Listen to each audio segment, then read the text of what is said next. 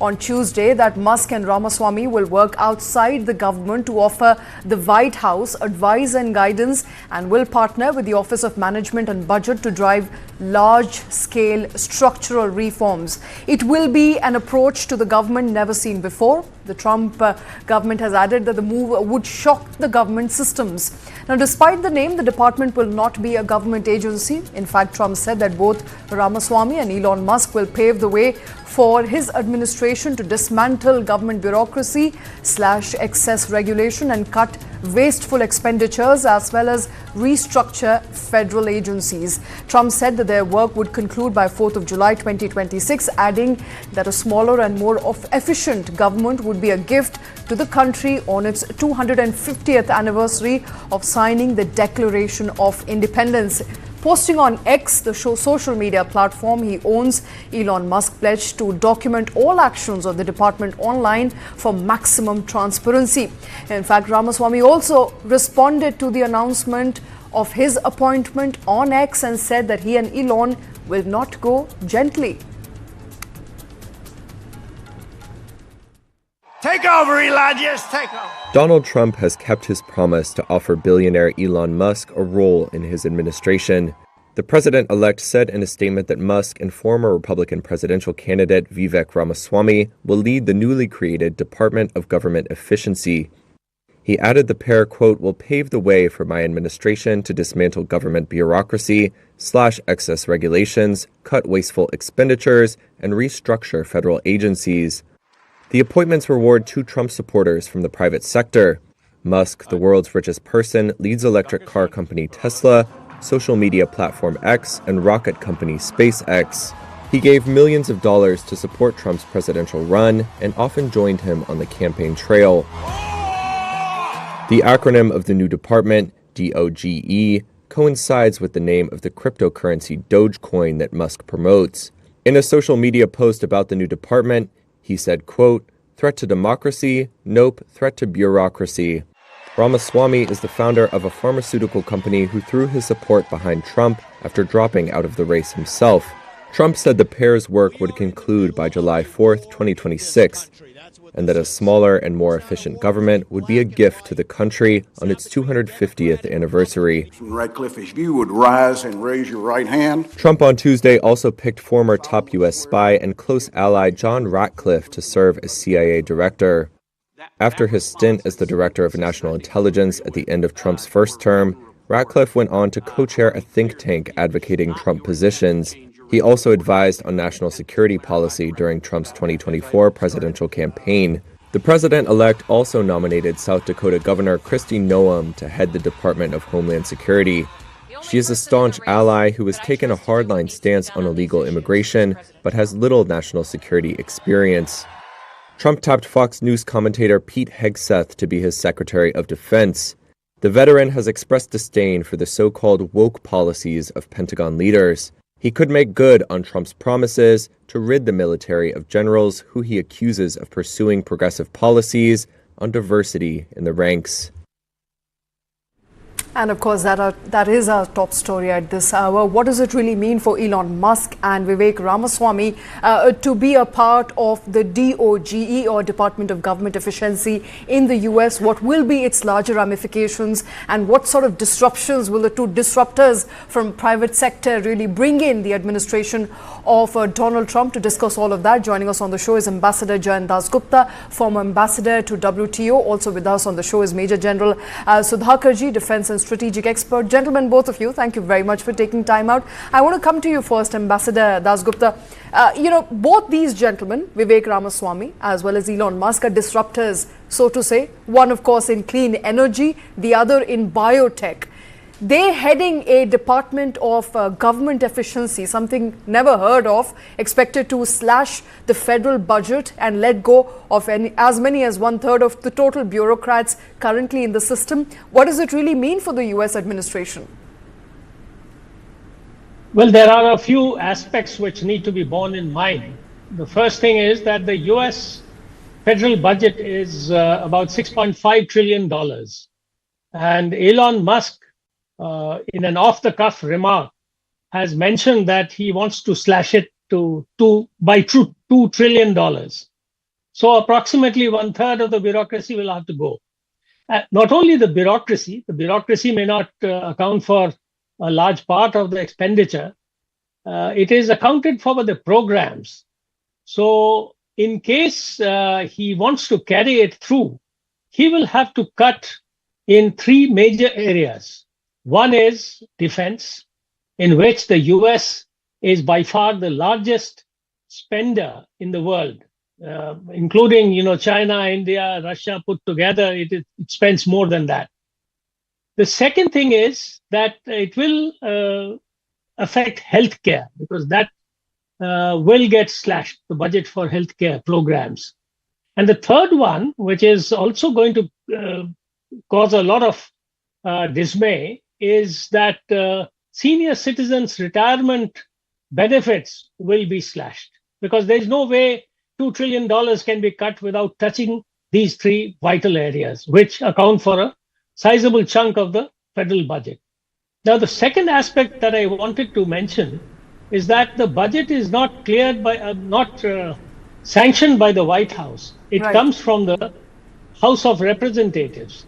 So, and the Representatives House may have a thin majority of the Republicans if all the results come through as expected. And whether it is a Republican or a Democrat, I don't think, because they have to face elections far more frequently, and I don't think they will support cutting down or slashing the benefits that retirees get, because that will cause a lot of unrest in society. So whether the plans may be put together by Elon Musk and Ramaswamy, but they will ultimately have to be voted in favor by the House of Representatives, and it may not happen. It may undergo so many changes that it may be unrecognizable from the form in which it was recommended. Okay. So the expectation is that there will be a lot of ideas generated, a lot of ideas thrown out, but they may not get implemented in reality. Absolutely. Absolutely. After the 2026. Absolutely. I think it's all going to be in advisory capacity. At least that is what we're hearing so far. Nothing has been formalized, but this is going to be an advisory to the White House. Major General Sudhakarji, any expectation that perhaps the largest defense spender may cut down on defense spending, because that doesn't really align with Republican ideology at all? Shweta, good evening. Thank you. And I must compliment the ambassador for having outlined, painted the primer on the canvas, I would say. You see, being a military man and a student of geopolitics, I tend to fully endorse what the ambassador has said, but allow me to give a little perspective. You see, firstly, as in today, this is the 21st century. We all know what the world is going through. There is a huge geopolitical churn, and there is a gravitation. The geopolitics is gravitating towards geoeconomics. So we all understand the meaning behind it. US has terribly failed to utilize optimally the economy as a tool of statecraft. This is my reading. So they have got more than unstated figures. Penthouse has never given these figures. More than 800 military bases. They have a huge arsenal of armed forces, and they're a superpower. They ought to have, they should have. They must. Somebody must have, so that a country like China can be contained and contested. So what are the challenges in the global order? And what are the challenges within the constituency or the, say, inland challenges of USA? So if you look at all this, given the tenure of our president being just about 4 years' time, these are all tall order, tall promises. And the ambassador, having been there, he's been architect of many fantastic policies, and having served in many places, will bear me out. It's one thing to make tall promises, one thing to make an objective, high-end objective as it has been decided, another thing to implement. If the let's say the formulation of this high-end objective is planned by 4 July 2006, how much more time will be left for Donald Trump? That is just about cutting it too fine, and there will be a midterm, because USA has got a system of midterm also. Second point I wish to highlight is, Yes, everything is possible. Today, US economy the GDP is around $28.82 trillion US dollars. They have a high debt to GDP ratio. Earlier, it used to be around 132%. Latest, I just checked up. I found it has come down to 123% is the debt to GDP ratio, which is very, very encouraging. When you talk about the trade deficit, it was close to 1 trillion, around $923 billion. Now it has come down to $756 billion. These are all very healthy signatures. The inflation, however, is going upswing now, 2.6% rate of growth. So these are all issues which will take time to be planned in a meticulous manner and to be implemented. There is not, I as a student of geopolitics and internal security dynamics of a country like USA, I personally feel very good, noble initiative, noble objective, but two people, neither Elon Musk nor Ramaswamy, they have had any experience of administration, let me tell you. This is the limited study and understanding I have got. From the brief details, one is coming in the open domain. They have no administration experience. Anyone who hasn't had any experience, how will they be permitted to axe a particular paradigm or a vertical in order to do cost cutting? These are the thoughts and questions coming to my mind. Okay. Well, if they can pull it off, nothing like it. It will do good to the country like USA, because unless USA as a superpower is internally healthy and stability is ensured from law and order perspective, from the gun culture, from the cost of living going up, and the inflation rates are rising, I don't think the superpower will be able to assert its might and continue with the unipolarity which it has been claiming so far, counter or contrasted by the demand and the aspiration of the China. Because the sole aim of world order today is to get some kind of semblance of rules-based international order. If that has to happen, charity will begin at home. That is, USA would do well if they can actually pull it off in a favorable manner. Back to you, Swag. All right. Coming back to you, Ambassador, I think this is an important point of conversation. Both these gentlemen we are talking about have no experience in government administration. There is also concern that both of them are private individuals. They will not be federal employees, essentially meaning that they will not fall under the purview of what is to be done ethically. Their work, their own wealth will not be scrutinized. And we're talking about individuals who are sitting at the helm of multi-million-dollar companies like Tesla, Starlink, for Elon Musk specifically. So that's a lot of power to private individuals and tasked with really cutting down people who are responsible for regulations. Do you think it's going to perhaps land US somewhere in trouble when it comes to administration? I know the thinking behind this is that there should be maximum governments but minimum government. But as an ambassador yourself, do you think this can really be implemented on ground? Well, for one thing, Elon Musk's companies have more than $10 billion worth of contracts from the US government agencies. So there is going to be, and if he's outside the government, and so he says that he can carry on with advising the government in respect of those agencies also which have given contracts to his companies, then I think there is a very clear conflict of interest. So that is one thing which will have to be sorted out.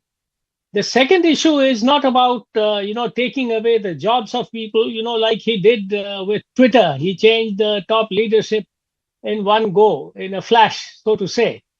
That is not possible in the government. But as I said, the programs and the people, so the people's salaries and pension contributions, etc., may not be more than 50%. In most organizations, it is close to 30 to 40% for old organizations like government, which is there. So the program funding will have to be cut, and that is going to hurt a lot of people. That is going to hurt, as my learned friend, the general, mentioned, 800 bases. If you cut down on military expenditure, it calls for not only the Department of Government Efficiency, it also calls for a rethink on America's role as the peacekeeper, so to say, or the numero uno of the unipolar world. And, the warships and the constant expenditure on research and development, etc., etc., all that will have to be slashed. Now, that will require a very, very, radical kind of a change in the US's approach in its foreign policy. And similarly with healthcare, because that is going to cause a lot of social unrest. Medicare was one of the things which is cited as a high water mark of the Obama administration, because he did a lot for the poor people who were outside the pale of the health coverage in the US. And if you are going to go back to square one, I'm sure there will be repercussions. And most of the repercussions would be felt immediately by those who run for the House of Representatives 2 years down the road. So Absolutely. They are going to be very careful whether they are Republicans or Democrats to vote for something which is going to affect their electoral prospects very soon. So okay. I don't think there would be very many radical changes in the budget, of slashing of the budgets, unless there is a very deep rethink about America's role in not only its global policies, its foreign, policy choices. Right. And the other point is about the economy, about because President Trump has got a lot of votes from the Latinos, the blacks, and the other marginalized people. And they have voted for him in the hope that there will be employment, that the cost of living will get increasing cost of living will get compensated by an increase in wages, etc. So all this is going to get affected. Absolutely. So there's going to be a lot which may be discussed, may be advised, may not be implemented in the longer run. We'll of course have to wait and watch. But it brings me back to what Elon Musk tweeted, or rather put out on X, which is democracy under threat. Not really. Bureaucracy maybe. We don't know to what extent, but of course we'll keep coming back to that story. But gentlemen, stay with us. Apart from Elon Musk and Vivek Ramaswamy, Donald Trump began also naming other cabinet members, adding other key positions to his administration since he won the race to White House. All these team members are expected to have a direct impact on implementation of President-elect's policies in the second term. Among key positions, Trump has elected former Director of National Intelligence John Ratcliffe to serve as Director of Central Intelligence Agency. Earlier, it was speculated that Kashyap Kash Patel, an Indian origin former Republican House staffer, would be selected. However, Trump has now declared Ratcliffe as the chief of the CIA. Trump also nominated Fox News personality Pete Hegseth for the Secretary of Defense. Now, Hegseth served in Iraq and Afghanistan and has been with the cable news giant since 2014. Trump also announced appointment of former Arkansas Governor Mike Huckabee to serve as his envoy to Israel on Tuesday, touting his military service as he served in the Army Special Forces for 27 years. Huckabee is a staunch supporter of Israel and has criticized the Biden administration's call for a ceasefire with Hamas. Trump also picked South Dakota Governor Kristi Noem for the role of Secretary of Department of Homeland Security, and citing two other unnamed sources. Of course, officials are now suggesting that there could be an announcement made very, very soon. Among other important positions, Trump has also named Tom Homan, the former acting head of the U.S. Immigration and Custom Enforcement Agency, as his new border czar with oversight over immigration, maritime and aviation security. Homan was a public face of Trump's zero-tolerance immigration policy during his first term, which broke with the practice of keeping families together during detention and deportation proceedings. Now, this led to thousands of undocumented migrant children being separated from family members. Those, of course, are the key announcements that have come to light since Trump started announcing and declaring names who could be a part of his cabinet. I want to come to you at this point, Major General Sudhakarji. As far as those personalities is concerned, John Ratcliffe as at the CIA, Pete Hegseth as defense, do you think, let's just understand, what do these choices really reflect as far as Trump's new cabinet is concerned? What is it about? Is it about national security, intelligence? To me, it seems rather like, who are the loyalists? Let's get them in. Shweta, very good. It's a very relevant, pertinent question you have raised. As per my understanding, everything is driven by the election manifesto. What are the commitments, the end state objective that he has promised to the people? And it is based on that commitment and the assurances and the commitment he has made, promises he has made to the people. People have voted him to power. And this is a very, I would say, a landslide victory. After a long, long time, I think a candidate from Republican Party has got such a popular vote. So he is expected to deliver. There is a lot of pressure on him to deliver. Accountability of expectations is very, very high. So therefore, he has chosen the best. I think merit is the criteria, and experience, and I would say based on the facts and figures, very deep evaluation, and I would say lots of comparative merit has been taken into consideration to actually narrow down and select the people who are best to deliver in a particular paradigm or the branch. Now, having said that, what are the issues that he had promised the people? So you start the external factors. He has assured that both the conflicts, ongoing conflict, one in Ukraine, the second one in Middle East, will come to an end. No matter what effort has to go in, but is that easy?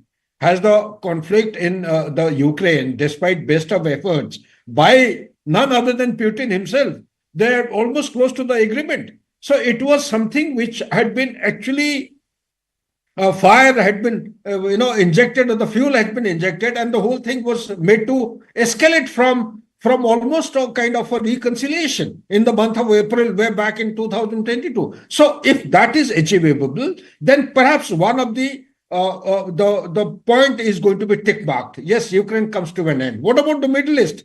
Is it that easy to bring the ongoing conflict to an end? If it is doable, why not?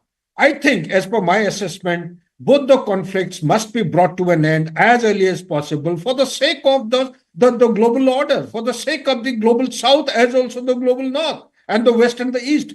Third point is domestic constituency. What are the challenges? The economy is a big challenge. There is a problem of unemployment. There is a problem of inflation. There is a high debt to GDP ratio. Will he be able to handle? Yes, by all means, even if he is not, he should be able to address the issues, the border situation, the illegal migration which is taking place, the gun culture, and likewise, there are a host of other issues, the healthcare, like the ambassador brought out. So likewise, he has got many issues. I think he's taken a good call in narrowing down to the people who are best to deliver in respective commitments and the assurances he's made during the campaigning season. Back to you, Shweta. All right, Major General, that of course are the key names that are coming out. We want to discuss further as to what it means for the ongoing major conflict in the Middle East and the Russia-Ukraine conflict, of course, that Donald Trump says he can end within 24 hours of taking charge. How would that be possible? We don't know. We'll come back after this very short break.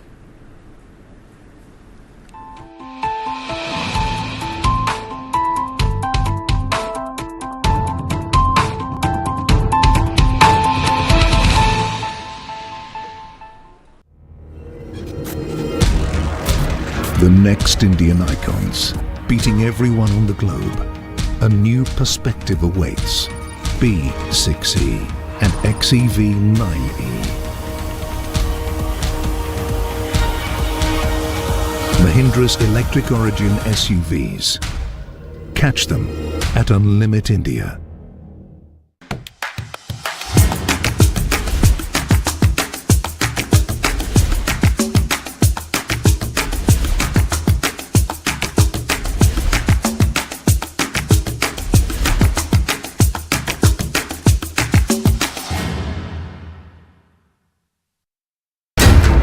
How do you fulfill that promise? Because ultimately expectations have to be met. If you look at the political landscape, is it really changing for women? And what is the inability of the forces that dead bodies surface but not the living people?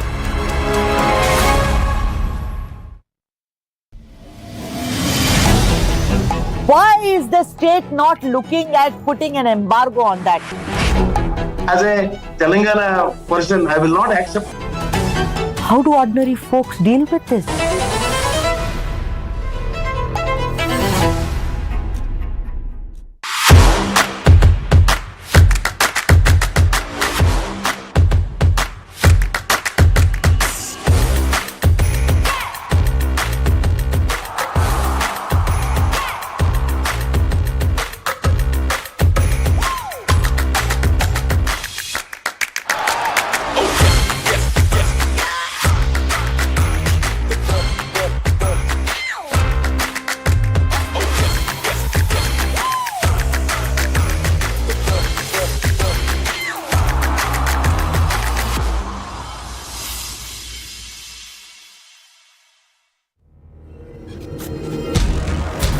The next Indian icons, beating everyone on the globe.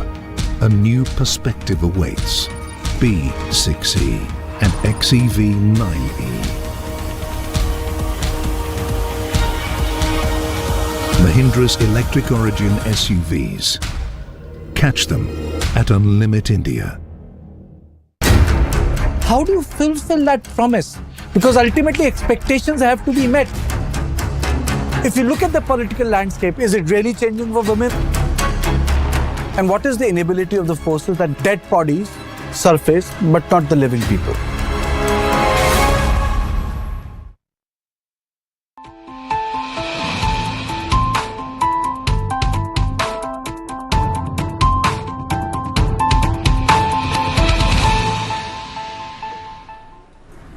Welcome back. You're watching Newsline Live. We are discussing the key names that have come out as far as Donald Trump's new cabinet is concerned, and we now know that John Ratcliffe will be the director of Central Intelligence Agency. Pete Hegseth will be Secretary of Defense. Mike Huckabee will be envoy to Israel, among others. I want to come to you, Professor Jayant Dasgupta. Sir, Mike Huckabee, somebody who hasn't really believed that there can be ceasefire with Hamas, and that perhaps one has to go all out in order to get some sort of peace and stability in the Middle East. What sort of priorities do they tell you that the Trump administration will have for Israel? I think there are some clips of Mike Huckabee which are reappearing on in the media, and Mike Huckabee has been saying, and I think very recently he has mentioned something about the West Bank, which is totally against international law.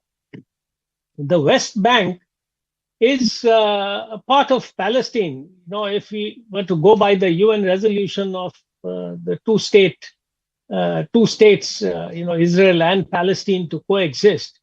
And there has been a lot of pressure to set up new settlements of Israel and to push in people there into the West Bank. And that is causing further conflict. And it can take a similar kind of explosion in terms of activities or incidents, as has happened in Gaza, perhaps not as violent, but it could. Now, that the Biden administration has not been encouraging Israel to go ahead and have new settlements, which the Israeli government of Netanyahu wants to do in the West Bank. Mike Huckabee has very strongly propagated that the West Bank, there are new settlements, and these settlements are neighborhoods and they are towns, etc. And he's completely negated, in a sense, the claim of Palestine. He says there are no Palestinians. There are Arabs and there are Persians, and of course there is Israel. So if this were to really reflect what his thought process is, and this gets endorsed by President Trump, then I think as US ambassador to Israel, he could cause a lot of discomfort in the global community in terms of seeking a peaceful resolution of this problem. So I think there has to be some sense of balance and some sense of compromise also, which will have to be brought to bear on the Israelis. And, there is war is not a solution really. Absolutely. It has to come through a negotiated settlement and only through talks. War is never a solution. But before I let you go, gentlemen, perhaps your last comments, Major General Sudhakarji. Some of these picks are extremely controversial. Some have very extreme views, at least the views that they have let out in the media in the past. Many of these views may not be implementable on ground and may never come to light. But it does send out a message that the new US administration perhaps is going to be strong on border. It's going to be strong as far as its military capabilities is concerned. It is a message that Donald Trump 2.0 is not going to repeat the mistakes of Donald Trump first administration or the first administration. And I think his cabinet is reflecting that. Shweta, absolutely. Very relevant points must compliment you, made by you. As I understand, as a student of the international relations, I think the first priority, one of the priorities of Donald Trump and his team would be, firstly, take stock of the deep state. It is the same deep state which made Trump's previous tenure inefficient and unable to deliver what was there in his mind. The deep state is the one which is actually driven Biden administration to take such kind of decisions which have actually added fuel to the fire in the global order today. The first thing, people like George Soros, they must be taken into account. He's the man who is anti-American. He's the man creating problem for India. Similarly, there are a host of other people.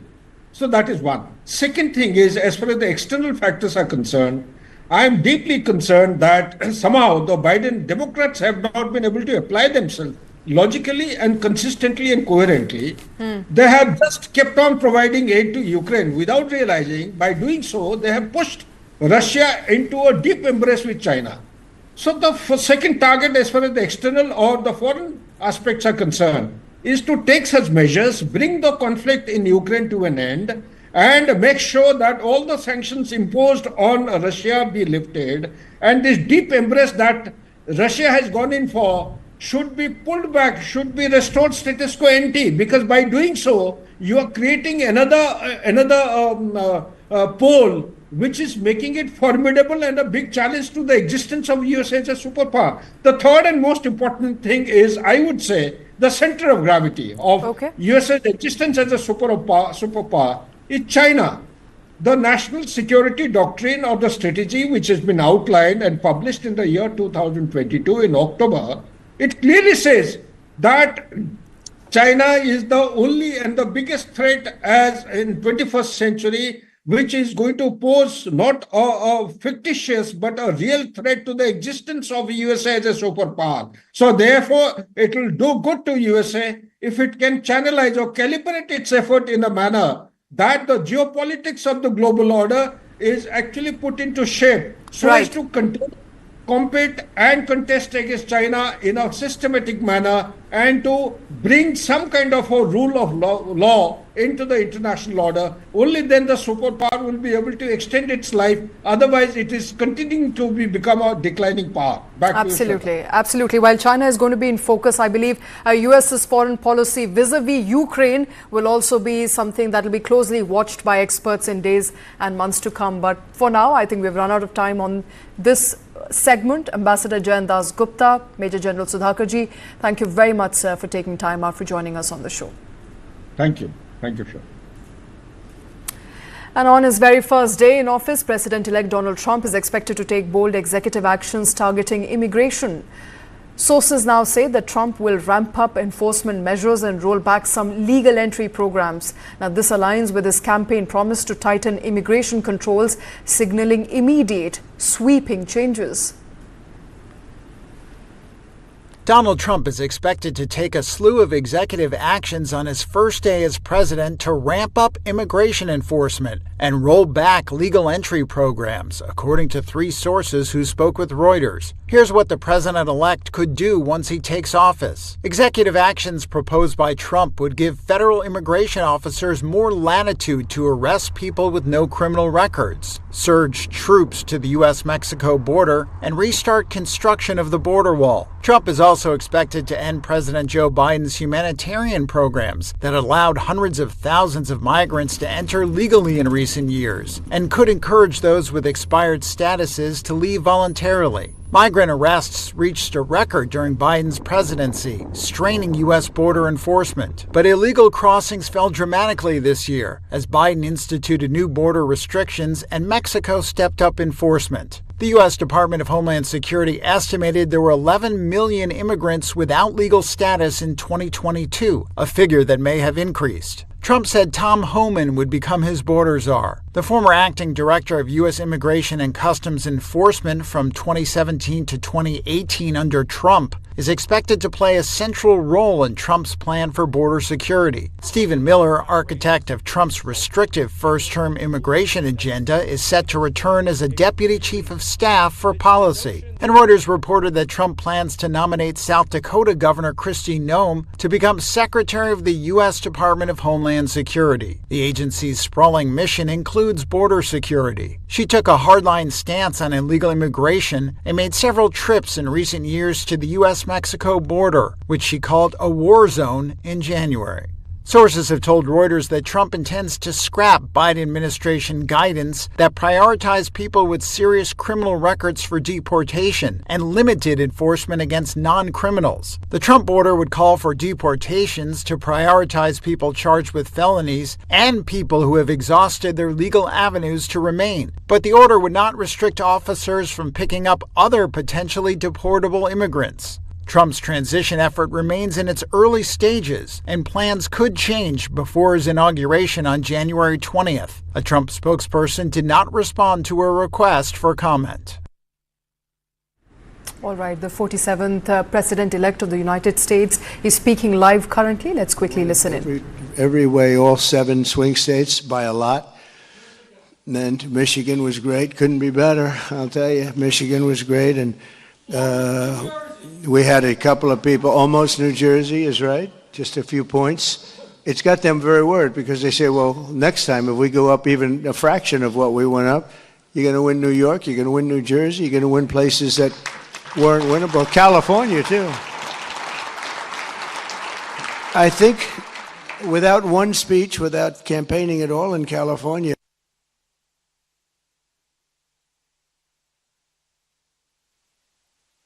that is Donald Trump, of course, talking about all the swing states that Republicans managed to win and all the electoral college seats that Donald Trump managed to win. Remember, the swing states is what gave in for Donald Trump to become the 47th President of the United States.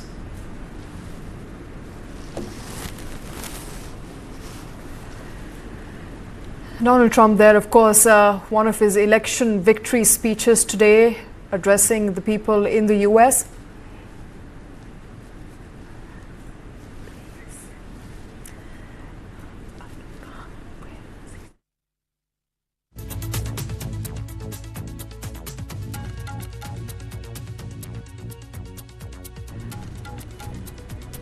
That, of course, was Donald Trump speaking live from Washington tonight on his electoral victory, talking about the Michigan victory and the victory in other swing states, and, of course, hoping that the next elections will be better for his government. Time now for a short break. We'll be back in just a bit.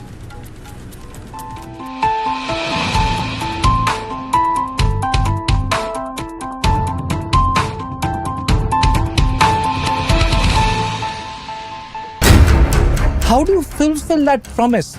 Because ultimately expectations have to be met. If you look at the political landscape, is it really changing for women?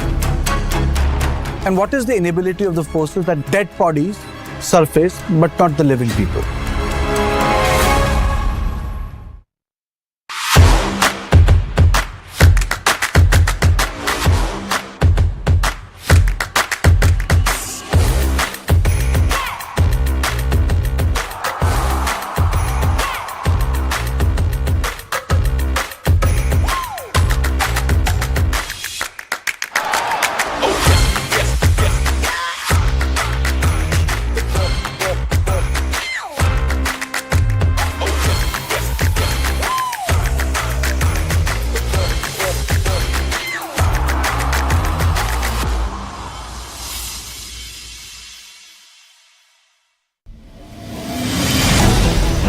Why is the state not looking at putting an embargo on that? As a Telangana person, I will not accept. How do ordinary folks deal with this?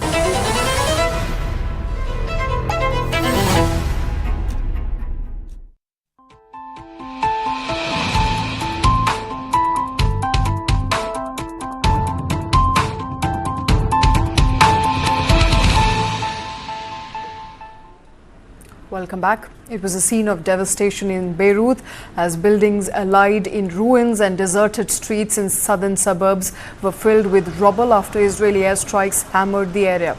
On Tuesday, Israel launched one of its most intense daytime attacks on Beirut's southern suburbs, a Hezbollah-controlled neighborhood that sees many residents leave in recent weeks.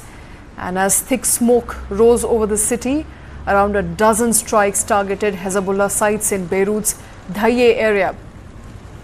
The Israeli military, after issuing warnings to civilians, claimed to have hit Hezbollah's weapons and missile facilities, saying it's made strides in dismantling their arsenal. Israel insists it is taking steps to avoid civilian casualties while also accusing Hezbollah of embedding itself within residential areas, an allegation Hezbollah denies.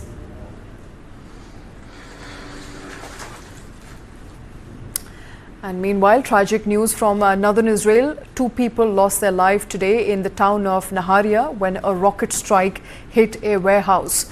Israeli medical services confirmed the fatalities following the attack.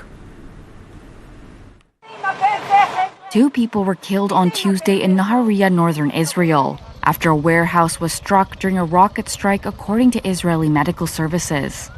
The Israeli army said a barrage of 10 rockets fired from Lebanon was partially intercepted. The military said the impact was felt in several locations, forcing people to take shelter across the north. In the suburb of Nesher, a drone hit the yard of a kindergarten, but no one was hurt. Mayor Ron Levy said the kindergarten teacher saved her students by rushing them into a shelter in time. Fortunately, we have a lot of luck that the children was in a safety place inside the kindergarten. If not, it was a very massive murder of children. Hezbollah later claimed responsibility for a drone attack on Tuesday. It said the strikes were aimed at a military base east of Naharia. The conflict between Israel and Iran-backed Hezbollah has been rumbling on for a year, ignited by the Gaza war.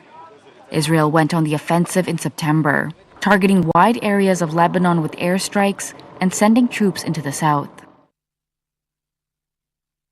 And the United Nations Relief and Works Agency for Palestine Refugees has warned that famine is imminent in northern Gaza and may be already happening. Famine is imminent, if not already happening, in the besieged north.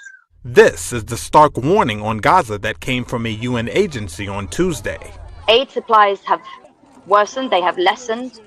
The month of October, it was an average of 37 trucks a day into the Gaza Strip. 37 trucks a day for a population of 2.2 million people who need absolutely everything. It's not enough. Louise Wateridge is the Senior Communications Officer for the United Nations Relief Works Agency, or UNRWA. She spoke from Gaza to a press briefing in Geneva. Children are dying. People are dying every day. We need more. She says aid trucks into the Strip had fallen in October, and that no food was allowed to enter northern Gaza for an entire month. Israeli forces have been pushing deeper into North Gaza for more than a month, surrounding hospitals and shelters, and creating fresh waves of displacement. They say the operation is designed to prevent Hamas fighters from regrouping there.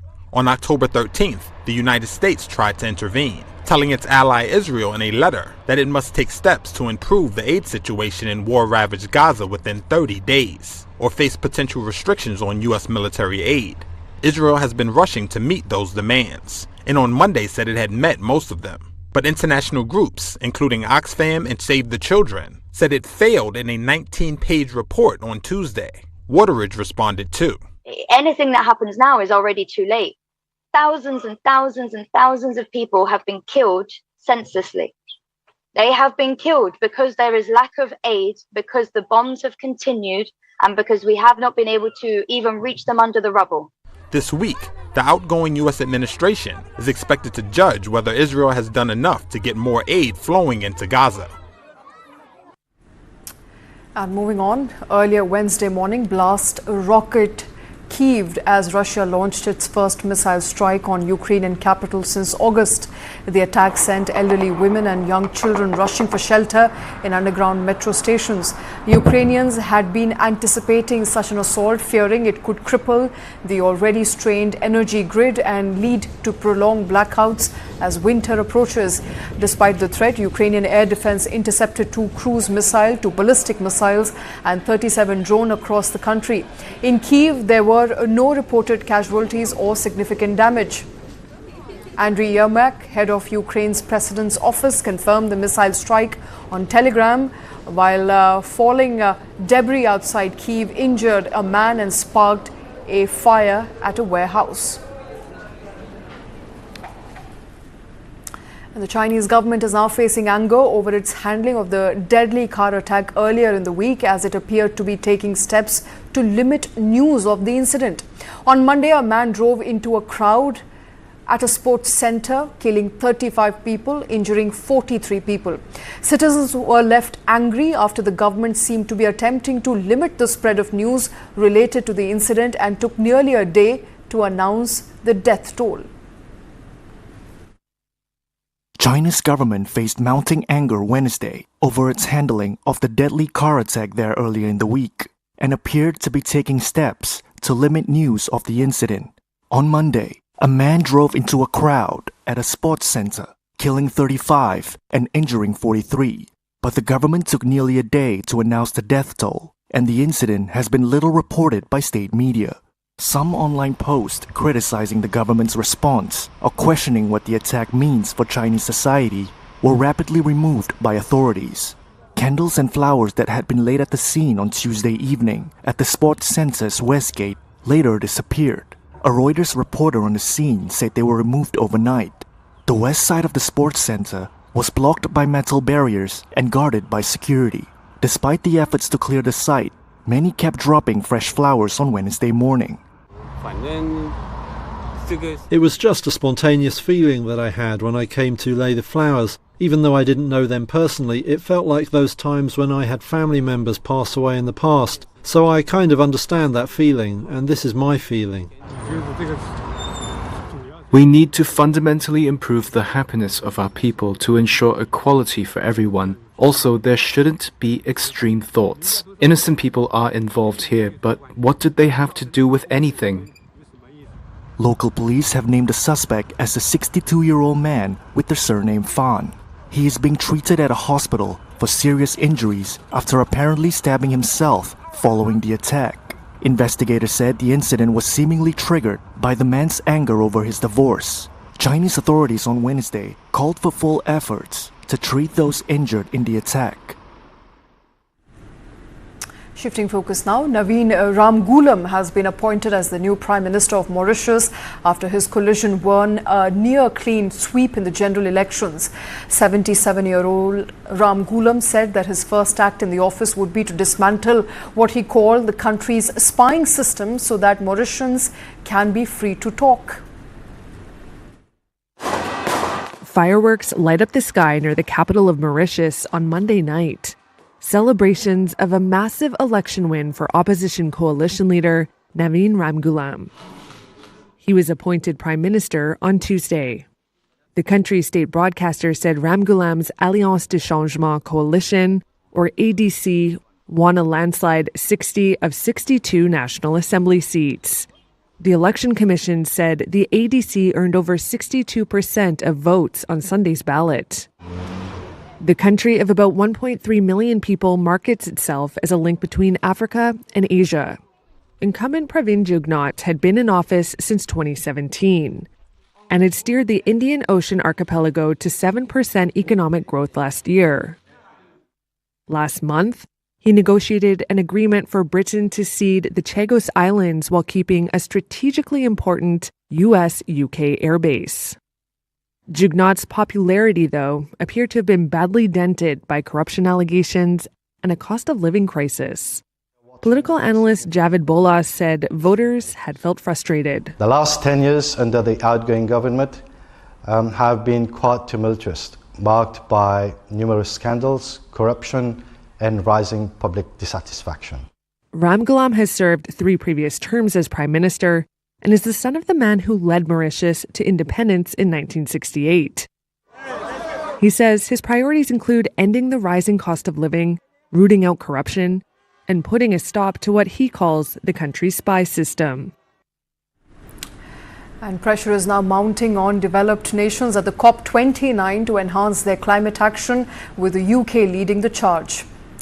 On day 2 of the summit, the UK became the first G7 country to announce updated nationally determined contribution, or NDCs, pledging an 81% reduction in emissions by 2035, aligned with the Climate Act aiming for net zero by 2050. The UK's move follows the closure of its last coal plant, setting a high standard for other developed nations. Experts are now urging the US, EU and others to follow suit and ramp up climate efforts and actions.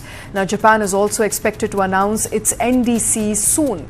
India continues to call for fair climate finance, stressing that developed nations should take the lead, while China has urged faster action on carbon neutrality and pledged continued support for developing countries, mobilizing over $24 billion since 2016.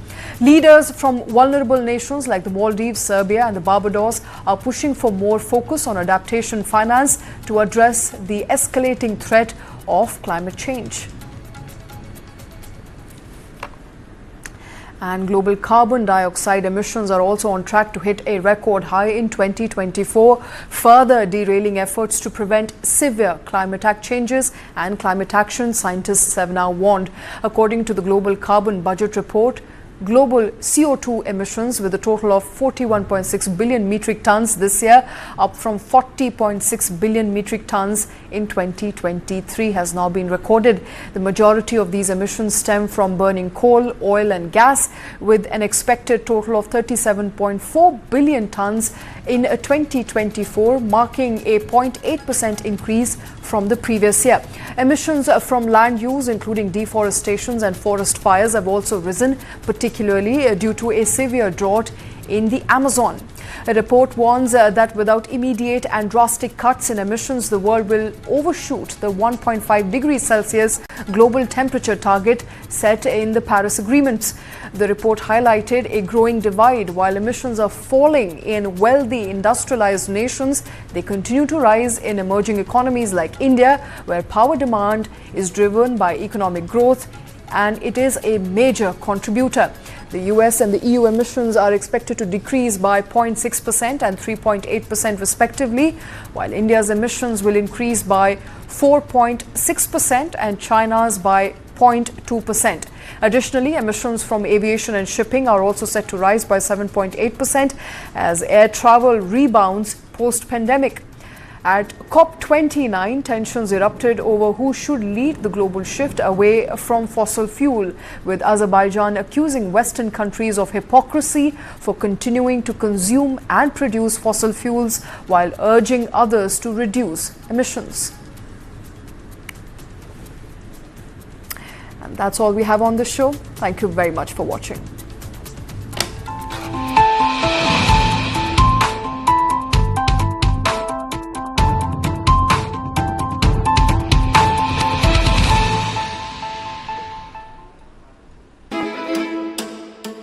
Cooking is an act of love. The first act of love we receive from our mothers in the families. Modern Indian food is all about contemporary and innovative approach to traditional Indian cooking. Representation it's also important, no? I want to wear this white coat every day and then be a chef. There are stories. If the name of whiskey is Ingrid, then there is a whole story behind that. Cooking food is like a therapy, and eating one is like a pleasure I can give it to myself. With Lounge Nights, I'm on a journey to celebrate and recognize the best food and nightlife establishments in various cities across India.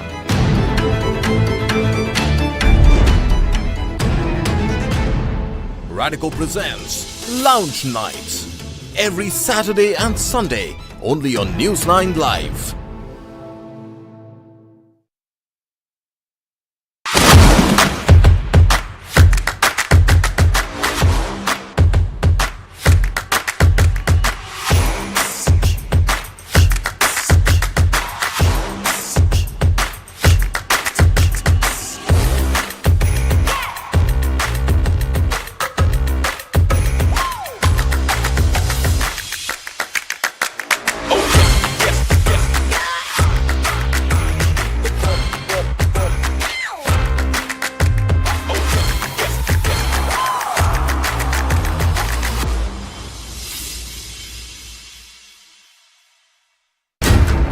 How do you fulfill that promise?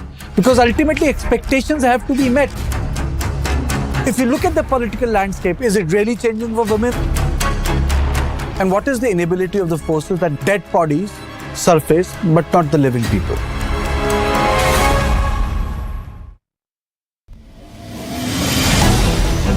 Why is the state not looking at putting an embargo on that? As a Telangana person, I will not accept. How do I